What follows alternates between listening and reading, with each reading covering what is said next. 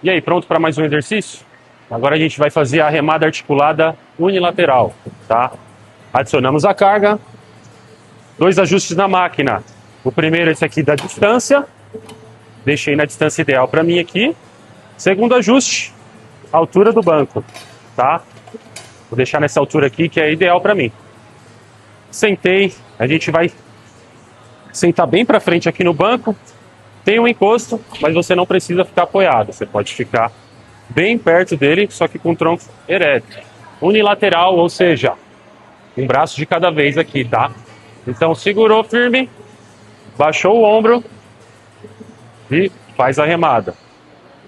Nessa remada aqui o cotovelo passa bem rente ao nosso tronco, tá? Trabalhando principalmente nosso grande dorsal. Estufa o peito, ombro baixo, faz a remada.